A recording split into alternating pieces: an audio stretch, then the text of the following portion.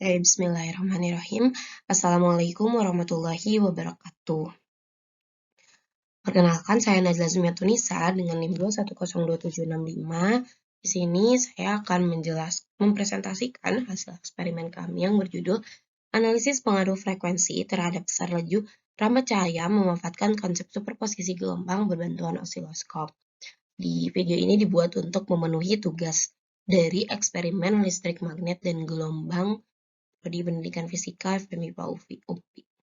Oke, pendahuluannya yaitu seperti yang kita tahu, gelombang bunyi adalah gelombang longitudinal yang terjadi karena adanya rapatan atau renggangan dalam suatu medium, baik itu di dalam medium gas, cair, ataupun padat.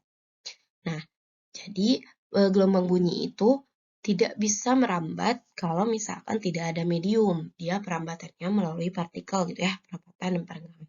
Nah, persamaan gelombangnya itu dapat ditulis dengan Y sama dengan A sin Kx min omega T. Dengan A sebagai simpangan maksimum, K sebagai tetapan bilangan gelombang, omega sebagai frekuensi sudut, sehingga laju gelombang bunyi dapat dihitung dengan persamaan V sama dengan lambda dikali frekuensi. Nah, V sama dengan lambda kali frekuensi ini yang akan kita gunakan untuk mencari cepat rambat bunyi di udara. Nah, untuk mendapatkan besar cepat rambat bunyi di udara dapat dilakukan dengan eksperimen berbantuan osiloskop yang memanfaatkan konsep superposisi dua input gelombang.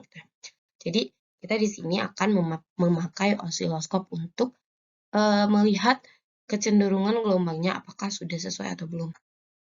Nah, sebenarnya ini bukan skema, tapi gelombang yang dilihat di osiloskop jika memang sudah sesuai gitu ya. Nah, di dalam eksperimen ini pola Lissajous yang kita gunakan adalah yang ini gitu ya.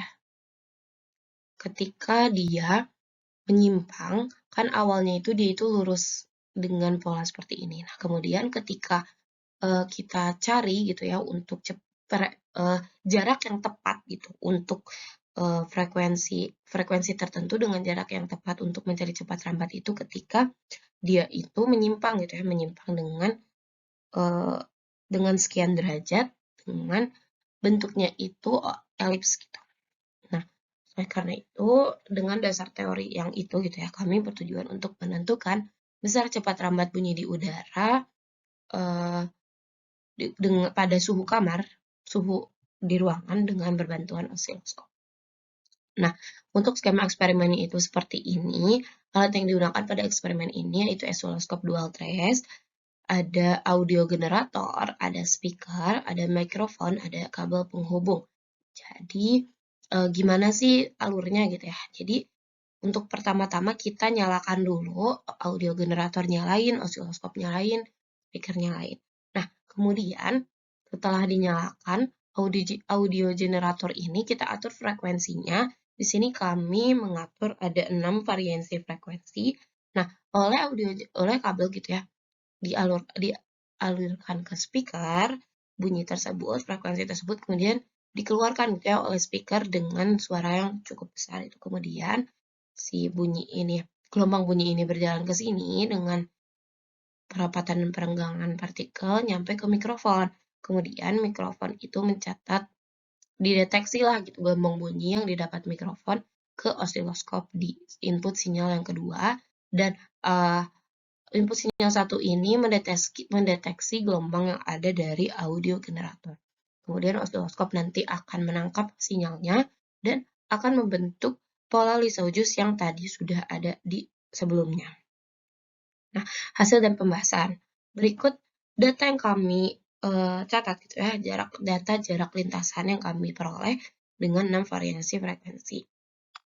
Nah, kami ini melakukan pengukuran secara berulang dengan frekuensi yang beragam gitu. Jadi ada frekuensi 2500, ada frekuensi 3000, frekuensi 3500, frekuensi 4000, frekuensi 4500 dan frekuensi 5000 dengan XR adalah jarak dari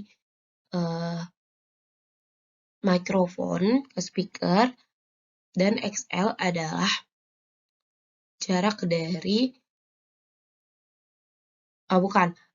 dari mikrofon ke titiknya, dan XL adalah jarak dari speaker ke titiknya. Nah, didapat gitu ya hasil kita melakukan pengukuran berulang sebanyak 3 kali untuk setiap frekuensi dengan ketidakpastian masing-masing 0,005 karena menggunakan penggaris. Nah, dengan persamaan gelombang L sama dengan setengah lambda dan V sama dengan lambda dikali frekuensi. Didapatlah hasilnya bahwa V untuk masing-masing ini adalah 400, 360, 180, sehingga kesalahan terhadap rata-ratanya itu didapat besarnya itu 380 meter per sekon. Kesalahan terhadap literaturnya 11,765%. Nah, berdasarkan data tersebut, didapat bahwa laju cahaya yang paling mendekati laju cahaya berdasarkan literatur adalah yang 3.500 ini dengan kesalahan terhadap literaturnya 0,29% gitu ya.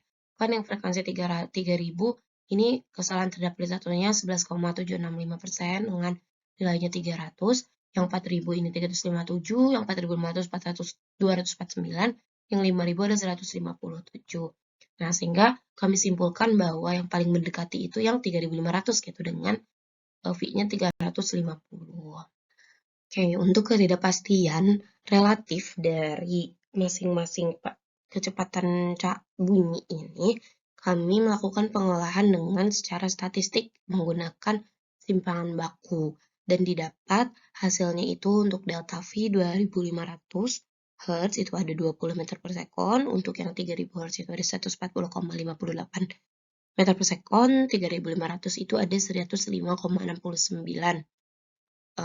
meter per sekon, 4016,65 meter per sekon, 4500 ada 147,18 meter per sekon, dan 5000 ada 8,33 meter per sekon dengan masing-masing KSR-nya gitu ya, persenan dari kesalahan relatifnya. Nah, selain itu kami juga melakukan pengolahan data secara grafik, di mana menggunakan pengolahan panjang gelombang terhadap 1 per F. Ya, karena Y sama dengan MX plus C, di mana Y di sini adalah panjang gelombang dan X sama dengan 1 per F, maka V-nya itu didapat 6129,5, yaitu sebagai gradien gitu ya, didapat hasilnya seperti ini, dan kesalahan liternya itu cukup besar, ada 1701% gitu. Nah, ini cukup besar.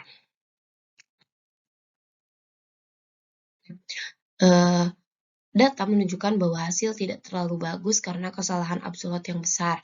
Ini disebabkan oleh beberapa faktor, yaitu tidak kondusifnya ruangan, jadi banyak gangguan suara gitu yang mempengaruhi speaker. Kemudian osiloskop yang digunakan sudah terlalu tua, sehingga waktu itu tuh untuk pengaturan alatnya sulit dan tidak menutup kemungkinan bahwa alat ini sudah tidak seakurat dulu. Nah, kesimpulannya berdasarkan eksperimen yang telah dilakukan, laju gelombang cahaya adalah sebesar 350 meter per sekon dengan kesalahan absolut sebesar 0,29%. Faktor yang mempengaruhi besar ketidakpastian itu ada tidak kondusifnya lingkungan, kondisi alat yang sudah tua, dan